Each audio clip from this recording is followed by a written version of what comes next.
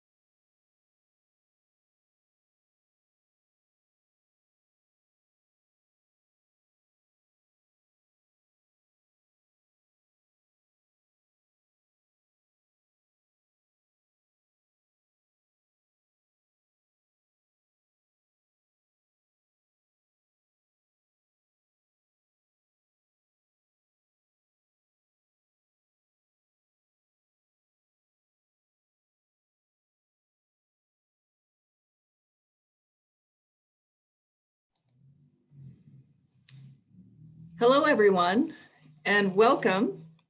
I'm Katie Brooks. I'm the CEO of the Bend Chamber of Commerce, and I want to welcome everyone today to the forum for the County Commission seat for Deschutes County.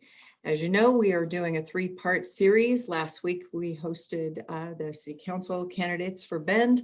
This week is Deschutes County.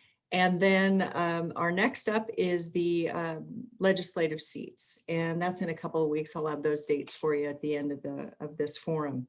We want to thank our sponsors before we get started today. Shout out to Miller Lumber and SunWest Builders.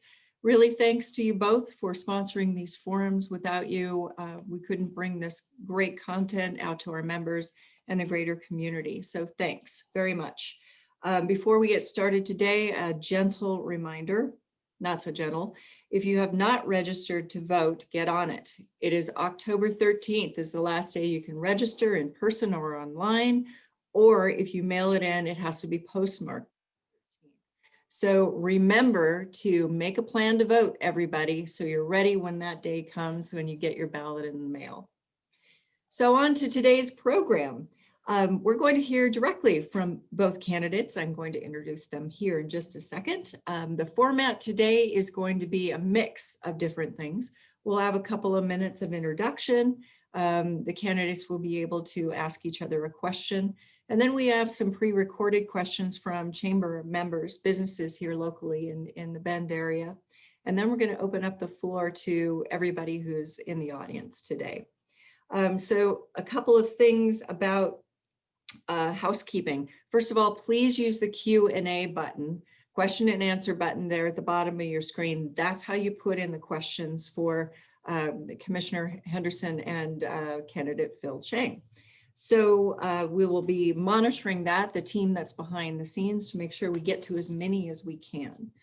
Let's see, any other, I think I got all the housekeeping all in order. So without further ado, let's just dive in.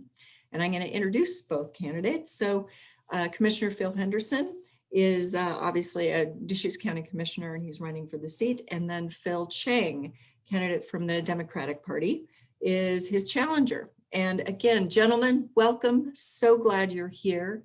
And I want to thank both of you for being willing to put yourself out there and running for elected office. And Phil, that's more for you, Henderson for trying to do it again, and Phil Chang for getting your name in the hat to do this. So thanks to both of you. What we're going to do now is start off with a 2-minute opening where you folks will both share with us what your campaign is about, what your platform is about, and what you want our viewers to know about you and your candidacy. So we're going to go ahead and start with Phil Chang. You are up first. Welcome. Thank you. Thank you to the Chamber for hosting this forum. I'm Phil Chang. Deschutes County has been a great place to live, work, play, and raise a family for me for 16 years. I'm running for county commissioner to help ensure that it stays a great place, even as it grows and changes, and growth and change are coming fast. I'm a collaborative problem solver who knows how to get things done in the public sector. For example, 11 years ago, I helped to bring together the timber industry, environmentalists, and firefighters to make our forests safer, healthier, and more resilient.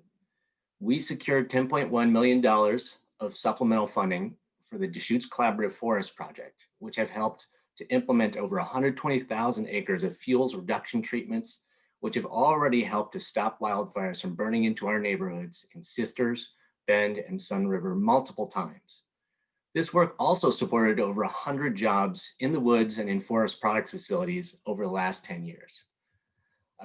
During my 16 years here in Deschutes County, I've worked on many of the other big problems facing our community, from affordable housing to veteran services to water conservation to infrastructure funding. I'll bring my collaborative approach, work ethic, and get stuff done know-how to issues like growing our communities in a way that improves housing affordability, reduces traffic congestion, and preserves open space and habitat, to effectively containing COVID so that we can get back to business, and to our connections to our friends and family, and to preventing youth suicide and substance abuse, and reforming policing in our community by investing in behavioral health services. I ask you to join me in November in choosing a future where our community offers good paying jobs, attainable housing, a healthy environment, and opportunity for everyone. Let's work together to keep Deschutes County the best place in the world. Thanks. Thank you, Mr. Chang. Appreciate that. Okay, and by the way, to the viewers, I forgot to mention, they'll get a 15-second warning, and then you'll hear a bell at the end of 2 minutes. So that's what those noises are that you might be hearing in the background. All right, Commissioner Henderson, Phil Henderson, you're next. Welcome. And you're on mute. There you go, almost. I thought I unmuted it before. All right. Well, good afternoon, Katie, and thank you for having me and having the chamber having me on this event where the voters can get a chance to hear a little bit about the candidates in this race. It's been, as all of you know, a very unusual year, and it's particularly been an unusual one for campaigns as well because there aren't very many events. So I appreciate that. A little bit about me. I've been in Deschutes County for 31 years. I came here when I was in 1989 as a lawyer and started my own law firm in 1990. I worked at that for 14 years. I was a member of the Bend Chamber of Commerce during that whole time, worked with businesses and people and all sorts of jobs, helping them on their legal problems.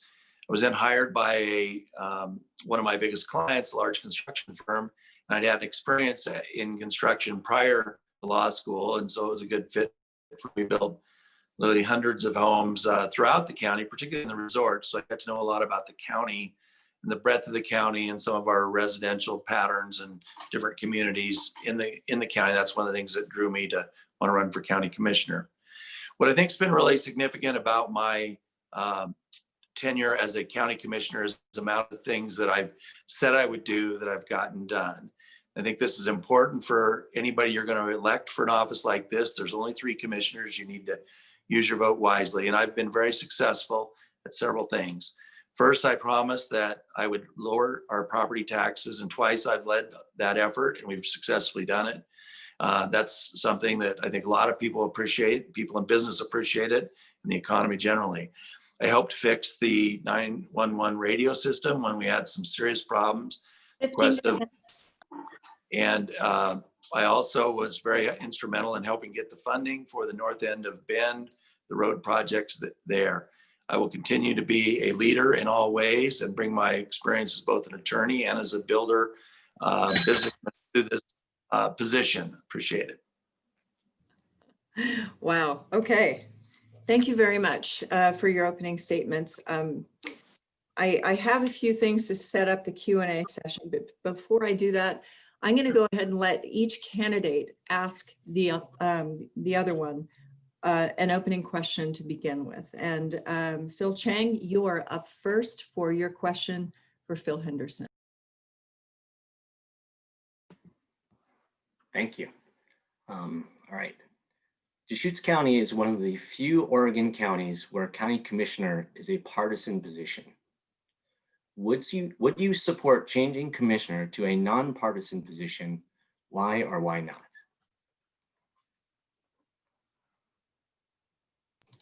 Phil, you can unmute. Phil Henderson, unmute.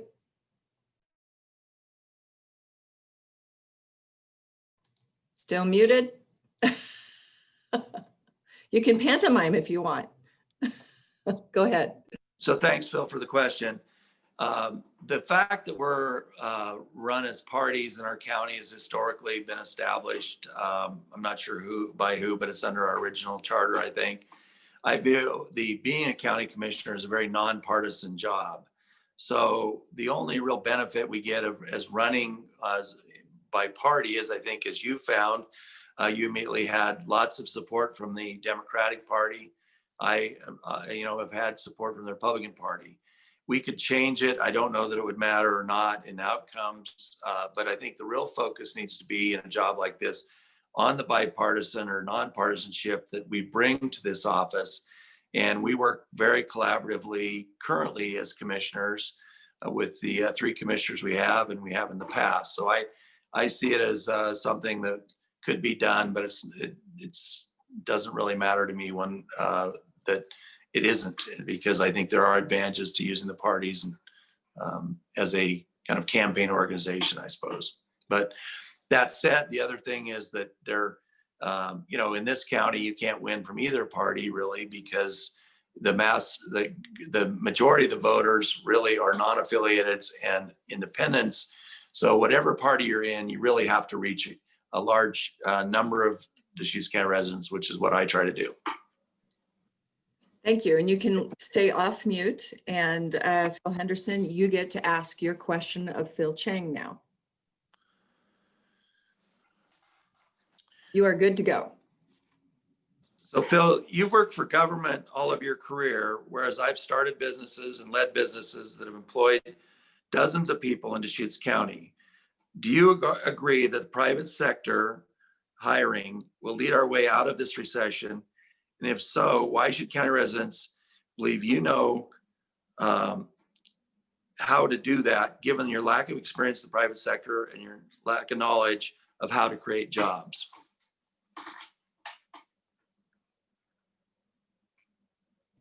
Unmute. First of all, I'd like to clarify that I have not worked in the government my whole career. I worked in the private sector prior to coming here to Oregon. I've been a public servant for the last 16 years here in Central Oregon. And I would say that part of what drives me as a public servant is my respect for the public sector and the role that they have to play in running our economy and in the arena of work that I do, natural resource management, the role that the private sector plays in stewarding our natural resources. So for example, when I worked to get all that funding for the Deschutes Collaborative Forest Project to invest in our forests, all of that work basically was implemented by private sector businesses. And I have a great appreciation for the work that they do and the innovation that they have brought to forest management in the state of Oregon. People who are basically figuring out how to cut the right trees that we need out of the forest, tiny little trees, and make things out of them that have some value that to help offset the cost of getting the work done. So I would say that I have a great respect for the role of the private sector in making our economy thrive and making our community prosperous and successful. And I have a proven track record of working from the public sector, essentially through public-private partnerships, to create jobs in the private sector or to make jobs possible in the private sector. Another place I would point is water conservation, which has brought millions of dollars here and employed lots of people in the private sector for canal piping, on-farm efficiency, and other projects. Thanks. Thank you for your response, both of you gentlemen. We're going to move into the Q&A section, which starts with some recorded questions from our members. Before we go there, I just want to familiarize the audience and you two as candidates what the Chamber's priorities are. We do a lot of interaction with our members. We take interaction with other associations across the county and the region and really try to distill what is most important each year for the workforce and for businesses here in Deschutes County and Bend specifically. Our priorities this year, as they have been for the last couple of years, is affordable workforce housing and the lack thereof. Transportation, including supporting ballot measure 9-135, the transportation bond that's coming up, resolving some of our growth issues in transportation snarls and connectivity. Childcare and the extreme situation that we're in the lack of childcare in our county. Diversity, equity, and inclusion, and how we integrate this into the business community. And also, very importantly, during this time of COVID, is economic stability and resilience and just durability through the recession and the pandemic caused issues that we're experiencing now. So that's where the Chamber is coming from in what we cite as priorities in the coming year. So with that, what I want to do is introduce our first speaker. Her name is, his name is Kirk Ermish. He's from the Elixir Wine Group, and he has a question for both of you. And Phil Henderson, you will be up first to answer his question. Somebody want to roll that video? Hi, my name is Kirk Ermish. I'm the owner and founder of Elixir Wine Group. We've been in Bend for 20 years. We're a national wine importer and a national producer of fine wine. And now recently, we're Deschutes County's first winery, grape to glass. As a wine producer and wine sales company, we are used to regulation and we hold wine licenses in nearly 50 states. But we find that the licensing processes of the city of Bend are among the most restrictive and most costly and have been the most difficult to navigate of any licenses we have. Currently, we're hoping to gain approval from the city to offer gourmet dinners 3 nights a week with one of Bend's most celebrated chefs, Josh Podwell's. My question is, Central Oregon is becoming a viable producer of local wine from grapes grown in the state and increasingly in the county. What can you do to support this growing industry? All right, Phil Henderson, you're up. Looks like it. Yeah, thanks, Kirk. Appreciate the question. It's disappointing to hear that the city of Bend is one of the most difficult places with regard to restrictions, et cetera. As a county commissioner, we do have joint meetings with the city of Bend, and it would be something that in supporting your industry, we could certainly lobby for at our joint meetings or separately with the individual counselors. Some other things that I guess people don't maybe know about the wine industry here is there's some real value in the wines that are grown here because of the lava soils and the higher altitude. Apparently there's some really unique value. So one of the things we could do as county commissioners is be involved in promoting the wines and the different things we do, whether it's our state conventions, any kind of events you have, et cetera. So maybe if the city doesn't have events, maybe the county can, and that would be a great thing we'd be supportive of. I know also another issue that's in front of the wine industry right now is there's an effort statewide to raise the liquor taxes to fund some additional things. And this would be a bad year, I think, to do that with the wine industry. And so we always have the ability to lobby at the state level for trying to keep the taxes low. Because you've got not only the loss from fire, but some the COVID related issues as well with people in restaurants, et cetera. So we could help with that. Also, I'm willing to help with any other kinds of 15 seconds. connecting of people. I know there's a growing number of people here growing wines. I come from a farm family, so I'm very interested to see how that can grow and prosper. Thank you, Phil Henderson. And Phil Chang, you're next. As someone who's worked in rural communities on economic development and natural resource management for decades, I think wine production is a really exciting opportunity. We have high value crops. We have lots of jobs in value added processing of grapes. It's very water efficient. So I'm really excited about the growth of this sector in our local agricultural community. Friends in the Willamette Valley have explained to me that the success of wine growers there came from a community of family growers and vintners working together and eventually formalizing into a local association. They work together on matching varieties to local conditions and to tackle issues like pest management. They worked on building a regional brand identity together. That regional brand identity is really important, and love to do whatever I can to help build that. They traded grapes as needed. They traded workforce back and forth. Hearing this story of regional success, I would ask, what can the county do to help build that kind of community and formal association here in Central Oregon? I am also interested in learning more about the research and wine cultivation science needs that you have. As I'm sure you know, there's an extensive research base and faculty at OSU Corvallis, and I'm curious whether we could use our OSU Extension Office, our County OSU Extension Office, to tie our growers to those resources better. I have questions about whether our land use policy in the county is good enough in terms of facilitating uses that help build local direct markets like tasting rooms and events, whether it provides enough tax relief and protection for good growing sites. Sorry, I think, yep. Thank you for wrapping up. Thanks very much. We try really hard to be fair in the time. So pardon it if it sounds a little rude, but we're just trying to keep everybody's time equal. Okay, so next up is a question from Tammy Rundle. She's the executive director of the Growing Tree Child Care Center. And here's Tammy.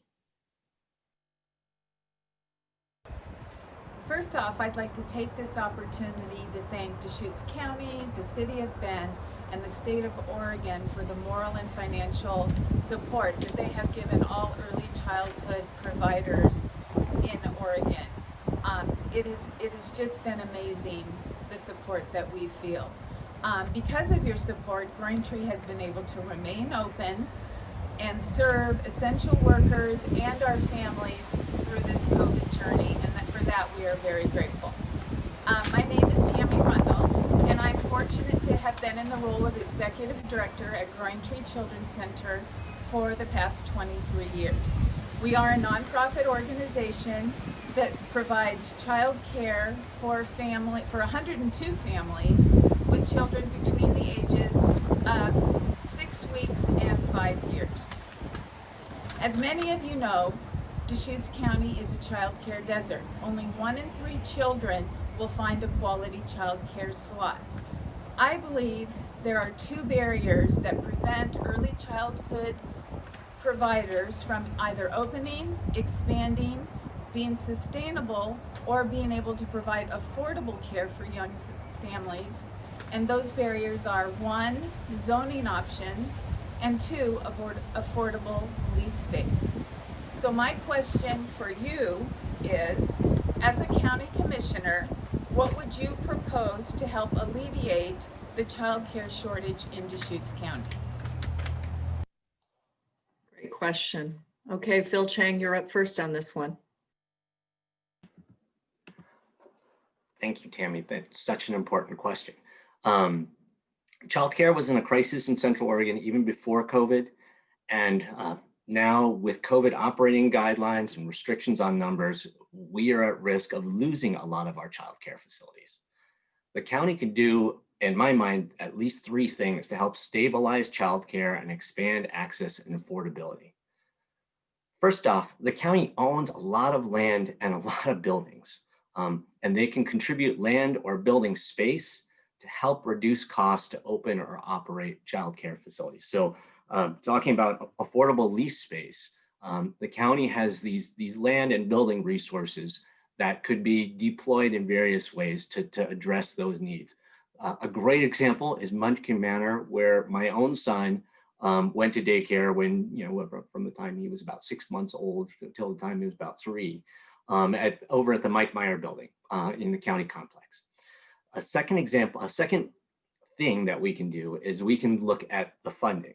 The county is currently the conduit for Federal CARES Act money to help stabilize childcare facilities during COVID. We need to keep that money flowing, and we need to advocate for more.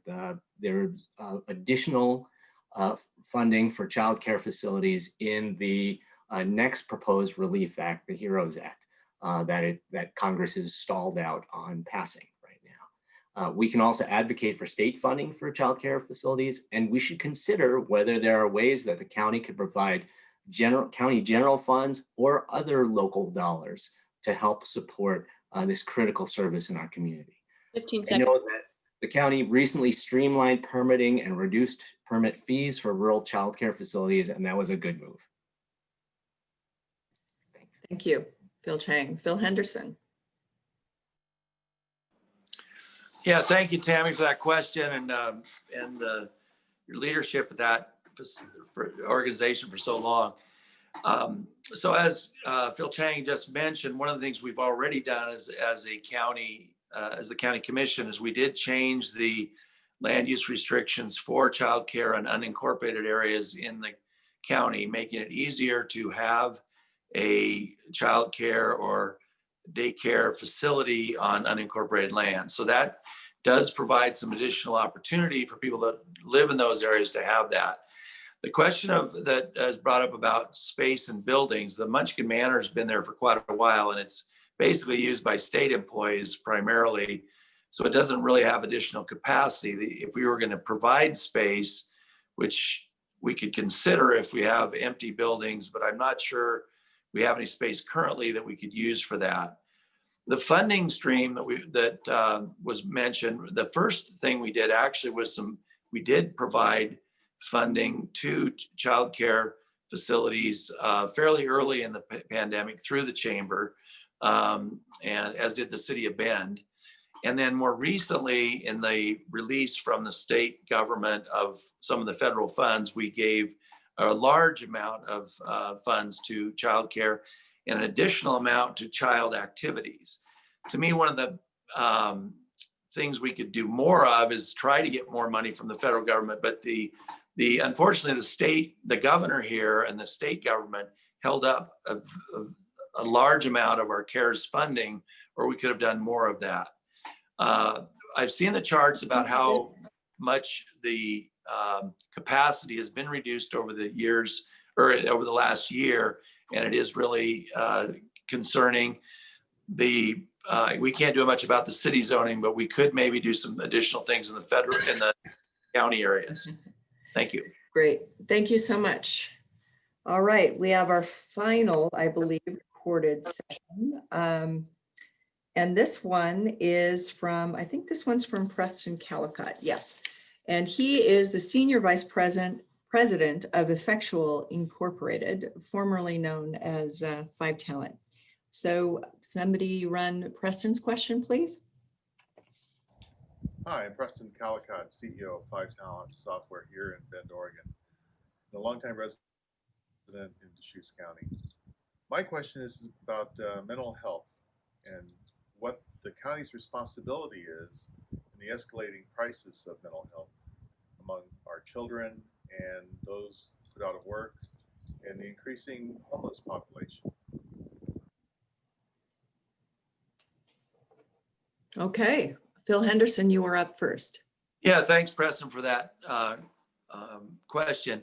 As you probably know, and maybe some of the other people on this forum know, the county spends a substantial amount of resources on mental health. I think last year's budget's approximately $33 million. We reach out to all different populations in the county and all different needs. And it's a very mature, and we have a very successful mental health department. Specifically, you've asked kind of three questions. One with children, what can we do there? We're doing quite a bit now.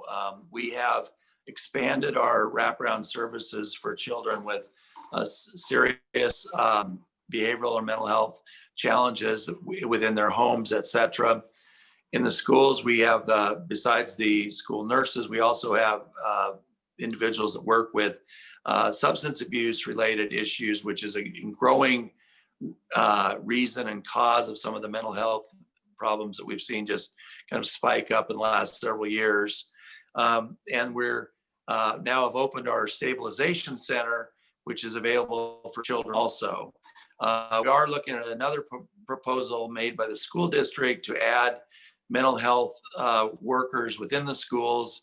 If they reopen as they've done in the past, that's a possibility, but we need to learn more about what that program is going to be, short-term, long-term. That was kind of a short-term proposal made last budget session. With regard to out-of-work people, I think that's part of our general adult population. We do all of the Oregon Health Plan, behavioral health and mental health counseling and services, and do a lot of referrals on that. And with the homeless population, again, the stabilization center is part of that. We're also trying to aid service providers to work with in the population of the homeless people throughout our communities. Thank you. Thank you, Phil. Phil Chang?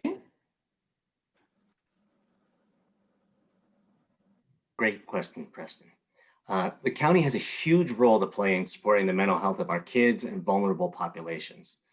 We have a great behavioral health division that's working every day to reduce youth suicide rates. We have some of the highest youth suicide rates in the state in Deschutes County, to prevent substance abuse, and to work with law enforcement to de-escalate public safety calls where someone is having a mental health crisis. The problem is we're not investing enough in mental health services. Commissioner Henderson mentioned the $33 million budget for the Behavioral Health Division.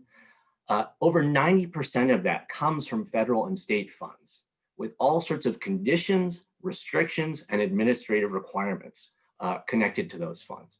Less than 10% of the Behavioral Health Division's budget comes from the county general fund, and that has been shrinking. Over the last 2 fiscal years, the general fund investment in behavioral health services has decreased 14%, even as the population of the county increased by 5% in the same period. So a growing community that's suffering through a pandemic is receiving less general fund support for mental health services. An example of this is the decision by the Budget Committee, of which Commissioner Henderson is a member, in late May of this year, to reject a partnership proposal from the Bend Lapine School District to place expert behavioral health specialists from the county in each of our high schools. The school district asked the county, you have the greatest behavioral health people around. They provide us all sorts of great technical assistance and guidance. They can help us reduce youth suicide rates, reduce youth substance abuse, and improve the social climate of our schools. We'll pay half of this partnership. We're just asking you for $170,000, and the Budget Committee would not even consider voting on this proposal. So the Behavioral Health Department is doing a great job. They just need support from this commission. Thank you. Thank you, Phil Chang. Thanks to both of you for answering those questions too, from some of our members. What I'd like to do now is move on to a very robust stream of questions from our live audience. And the first question for you both, let's see, Phil Chang, you'll be first. I believe it's your turn here. I know some of you are submitting a question for one candidate or the other, but for simplicity's sake, we're going to let both candidates address each question. The first question I'd like to ask is the recent decision that the Deschutes County Commission made to grant a license permit for 2 new golf courses in the Metolius area. And with the water shortage that we are all very aware of this year, what was the reasoning behind it, and how do you think this and just your general approach to the drought situation will affect the county commission decisions today and in the future?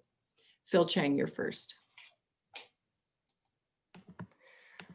I know a lot of people are concerned about growth, things, growing cities, growing destination resorts, growing unincorporated communities, and the impacts that they will have on our water supplies in the region. And we should do everything we can to make new growth and new development as water efficient as possible. But I also want to emphasize to folks that an average golf course probably consumes about 50 million gallons of water per year. And we have opportunities in the Deschutes Basin to save billions and billions of gallons of water per year through water conservation in agriculture.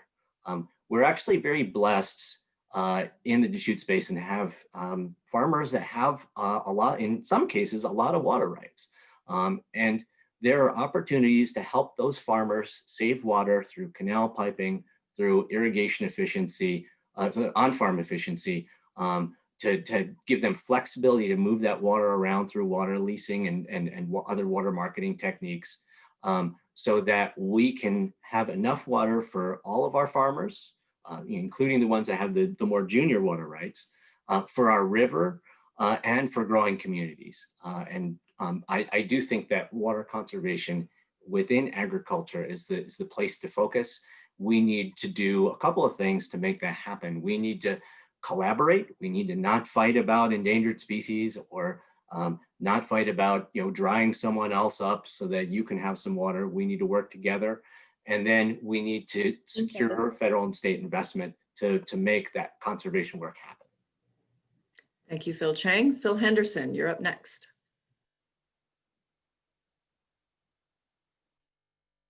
I'm sorry, you need to unmute. Okay, thank you. I just want to point out that what Phil Chang's asking us to do, we've been doing for years, which is collaborating with regard to our water resources throughout the region. It's not just Deschutes County, but also with Crook County and Jefferson County. As soon as I was elected to the Deschutes County Commission, I joined the Deschutes Basin Water Study Group, which is a large, very varied group of many people, many different interests in water. That study went on looking at this issue of droughts, conservation, et cetera. And then recently it was where I'm participating with the Deschutes Water Collaborative similarly. So this collaborative effort that he's talking about, we're already doing. I just want to make that point out. I think your question was with regard to drought, how do we take that in the county? We took it real seriously this year. The water irrigation districts told us we had a problem early on with Wickiup Reservoir being the lowest it had ever been. I think it was in June. And so we declared a drought, which allows us to get aid with surface water issues. So surface water is the water that runs down the rivers, comes from the lakes, runs in irrigation canals, et cetera. Going on to the issue. So that's a drought based on the low snowpack in the mountains, not filling Wickiup, plus other demands on Wickiup. With regard to the golf course, I'm glad that came up because we didn't approve the building of a golf course. This is not a new issue. For 20 years, Thornburg was one of the resorts that has been in the planning stages. It has a approved master plan through the state of Oregon under Oregon's inflexible land use rules. And what we did is approve that the plan provided met the rules of land use planning. We did not say it could start building. It's not 2 courses, it's 1. But there's many steps before that ever happens. Thank you, Phil Henderson. Wow. Okay. Thanks to you both for answering that question. The next question theme in the queue, as you might imagine, is about wildfires. Top of mind for all of us, given this devastating year so far, and we're just entering peak wildfire season right now. So specific actions. We know the county has taken a few, but we need some more details on what your thoughts are in getting ahead of these wildfires and protecting the communities within Deschutes County. And Phil Henderson, you are first. And you're on mute. There you go. So thank you. As well as being involved in the water issues, the forest issues is another area that I jumped into as soon as I became a commissioner. I'm a member of the Deschutes Forest Collaborative Project steering committee. I've been participating in that since it started. We've taken a lot of initiatives in our county that have done the things that we understand need to be done. We've supported thinning of our forests, mowing and prescribed burns. We've changed the smoke rule in the state of Oregon, which regulates when you can do prescribed burns. And we're the first county to actually apply for and make that so we can do more prescribed burns. As a county commission, we've also done a lot of things with regard to, we joined the cohesive strategy to get additional funding. My opponent's been critical that we didn't get enough funding from the federal government. We can help with that, but that's really a federal government issue, whether they get enough money to work in their forests. We also have expanded the fire-free days, and we added an additional personnel on the county staff as a forester to help with our fire-free communities and our fire-wise communities. So all of those have been things that I think set us up fairly well. We've actually treated over 340,000 acres in one way or another over the last number of years. I also wanted to ask Mr. Chang why, as being a lead staffer of the U.S. Senator Merkley for 3 years and working for the Oregon Department of Forestry, given his leadership position in forest management issues, why did his bosses do so poor and get the big fires wrong in Oregon this summer? Okay. All right. Phil Chang, it's your opportunity to answer the question about policies for fire protection. You're on mute. I'll answer the question that was asked first, and we'll see if there's time. So as I mentioned before, I was heavily involved in the creation and the initial funding proposal for the Deschutes Collaborative Forest Project. That has been incredibly successful. It has helped. We need to do more. And to do more, we need to do two things. We need to stop fighting about forest management, and we need to advocate for more federal funding in our extensive federal land base. And as late as last fall, about a year ago, Commissioner Henderson was heard at a public tour organized for state legislators railing against environmental regulations that are blocking us from getting work done in the forest and denying that funding was the problem. So he may be changing his tune now, but that is what he was saying up to a year ago at that OFRI tour.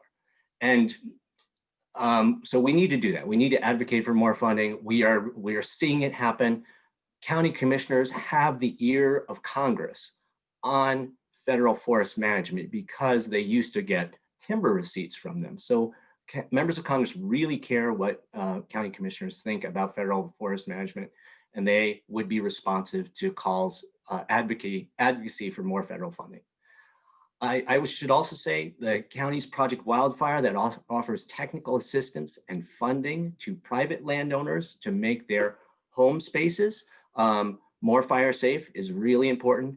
And I should also say that the county, under state direction, has recently been looking at building codes 15 seconds. to fire harden new construction in the future.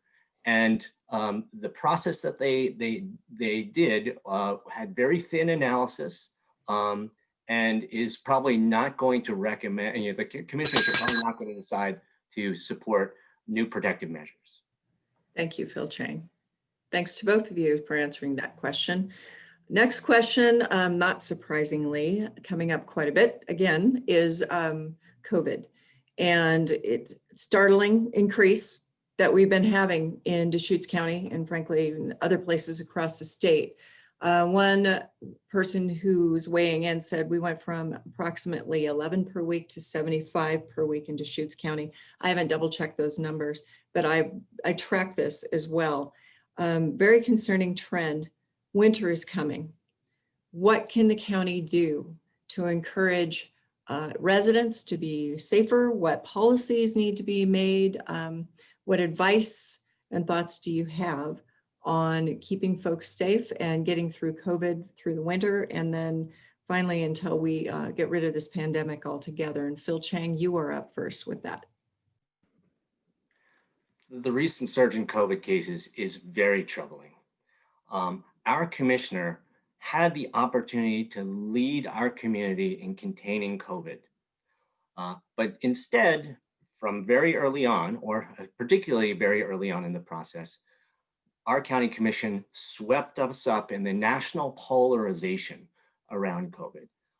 Commissioner Henderson appeared very early at a reopening protest and told people, I don't know how seriously we need to take COVID. He also was a partner in developing a local religious order that the commission almost passed, which would have defied the governor's gathering size restrictions, which then the local religious community pushed back strongly against before the commission backed down on this. So we have lost opportunities to lead our community in adopting the personal responsibility behaviors that are needed to contain COVID. Masks, distance, staying home as much as possible, monitoring yourself for symptoms, washing your hands, basic things. Basic things which help us protect our neighbors and protect our family members, our vulnerable family members, but which this commission was not the greatest advocate for that they could have been early on. We also, Commissioner Henderson mentioned the CARES Act money that the state received from the federal government to send to the local level, which we were assured was coming, but which the county essentially waited until 6 months into the pandemic to start to deploy. They could have taken it as an article of faith that the money was there and started making plans, but they were caught flat-footed and waited. Thank you, Phil Chang. Phil Henderson, unmute, and you are next. So this is a great issue to show why you don't want an inexperienced person coming in to this office this year. First of all, we were great leaders locally with regard to masks and social distancing. I wore a mask before the CDC said it was right to do. I even wore it before our health director did. And all the other commissioners have advocated for social distancing. We've cut public service announcements. We put out signs. We put signs on the roads. We closed down the short-term rentals for a period of time early on because we were worried about people coming into the area. I think that's one of the reasons that our county is, as of last week, was 18th of 36 counties in the number of cases per 100,000 in the state of Oregon. We've actually had very good results throughout this entire process. Some of the things that Mr. Chang is saying here are either way off base or just uninformed. The one incident he discussed was early on. I spoke at an event. I was the only public servant speaking at a gathering of people concerned about their livelihoods and their jobs, and I wanted to be clear what I said, and I was. But in terms of supporting masks, my wife made over 100 masks, gave them out to people at Bimart, gave them out through work, et cetera. So that's just not true.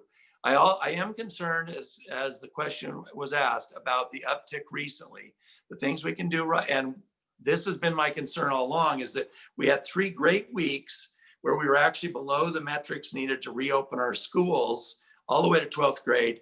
And then we had 2 increases that have thrown us off back for another month. This could go on for a long term. I am concerned about what's happening, and I am concerned that we do the right things. Everybody needs to get their flu vaccinations to help keep them safer. Okay, thank you so much to both of you for answering that question. Next question is in regards to a pretty Bend specific issue. The urban renewal area is a large segment of land within the city of Bend that is zoned for, and city council just made the decision to basically densify it and concentrate urban development in a certain section of the city of Bend. The Deschutes County Commission decided to weigh in on a City of Bend issue. The question, Phil Henderson, to you first, is what role do you think the county plays in the urban renewal area in Bend and even more generally in city-specific decisions? Yeah, I appreciate somebody asking that. I was asked that recently by somebody else, and I was kind of surprised. First of all, as I'm a county commissioner, I'm not a city councilor. I represent the county's interests. What an urban renewal district does, it redirects taxes from things like Parks and Rec, the school district, the county, and the college to the city of Bend, so the city of Bend can spend it the way they want to spend it. We weighed in on it because we understood that's the process. What's unusual is the school district didn't weigh in, the college didn't weigh in, and so we looked unusual. And I've heard other people saying, well, what's the county doing? Well, this is basically a redirection of millions of dollars of county money to a city project so they can fix it up and have development in their project. And I think all three commissioners have some questions about how good of a strategy that is. What makes it less favorable in Bend than say Redmond is Bend doesn't have a good track record with their urban renewal projects. The Juniper Ridge project is an urban renewal district that's gotten very little traction over 20 years. The Murphy Crossing one is another one that really hasn't amounted to a lot, at least so far. I actually think this one is the best of the three in terms of a region it could be in, but that wasn't, we basically were not listened to anyway by the city. So we just said we weren't in favor of it.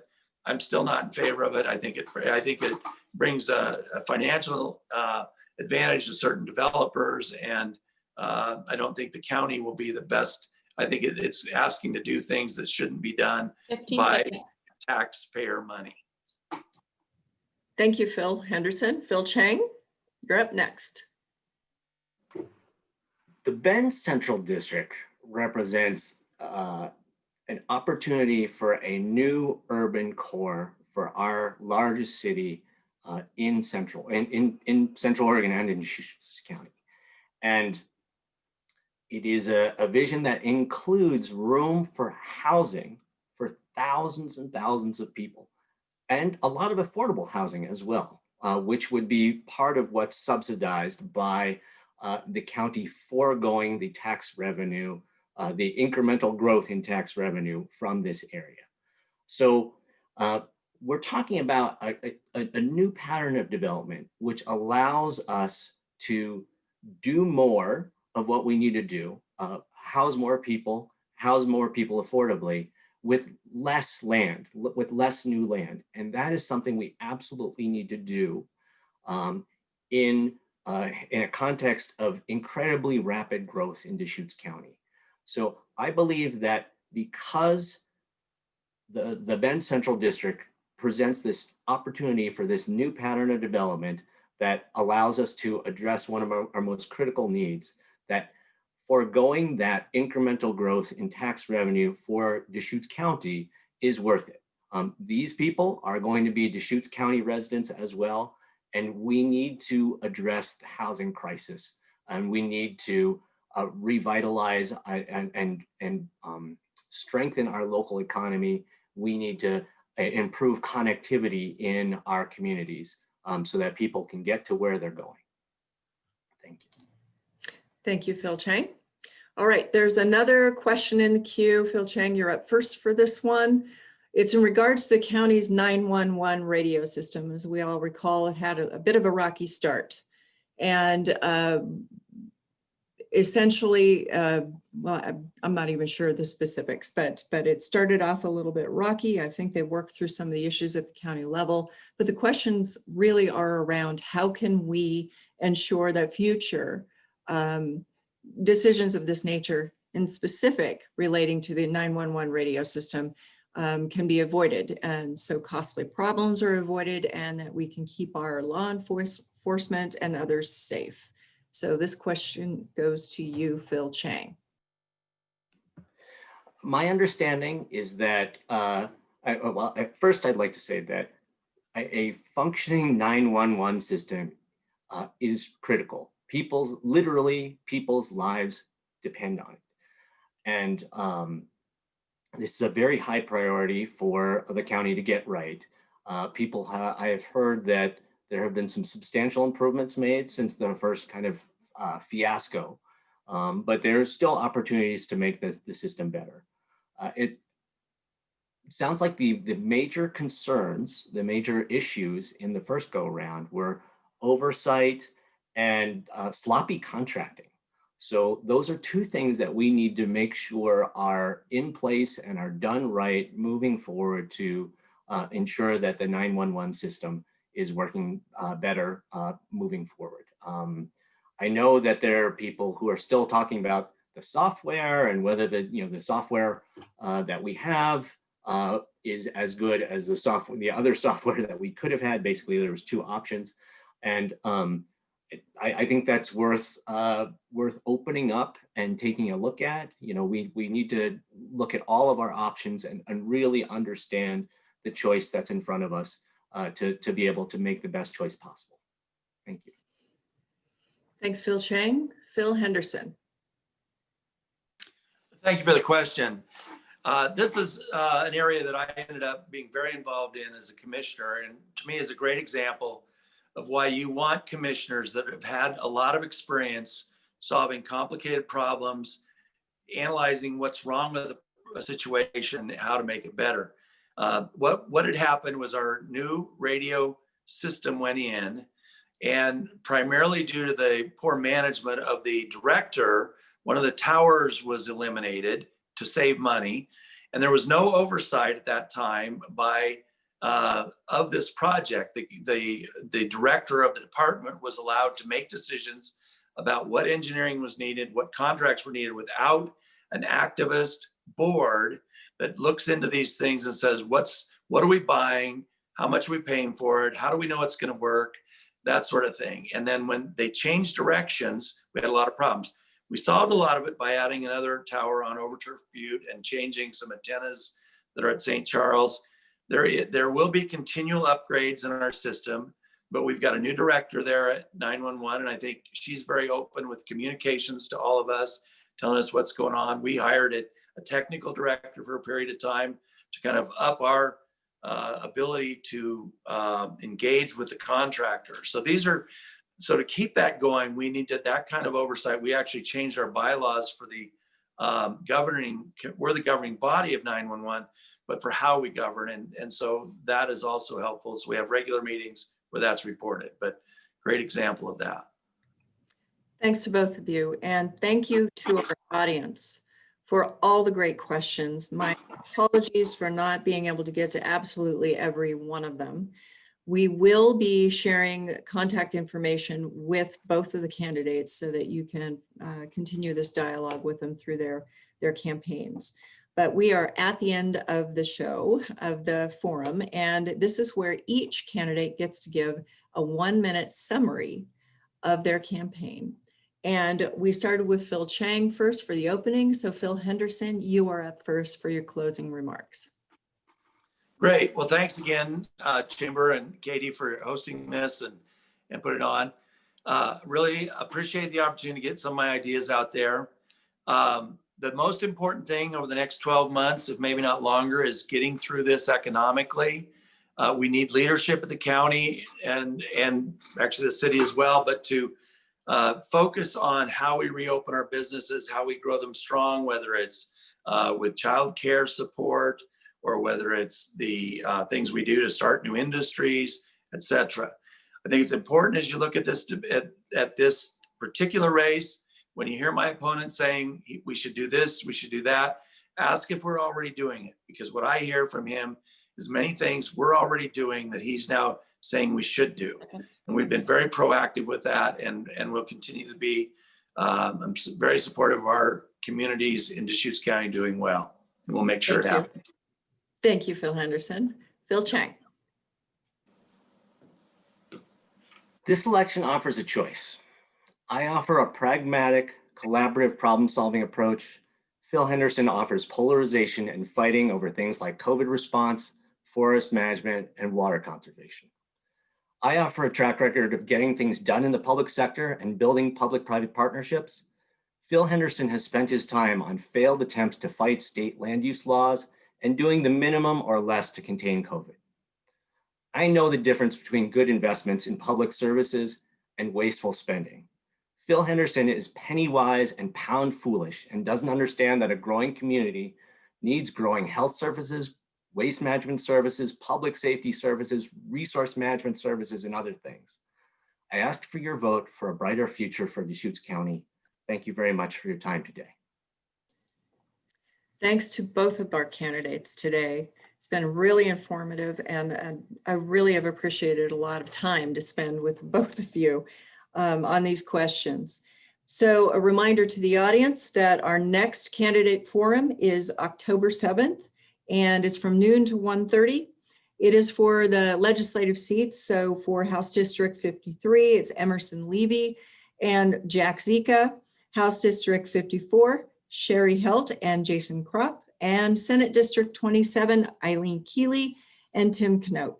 So please tune in and join us for that forum as well. We appreciate all of your time today. Remember to register to vote, have a plan to vote, and then go do it, folks. Everybody be safe out there, and thanks again to the candidates and all of the audience for participating today. Have a good day.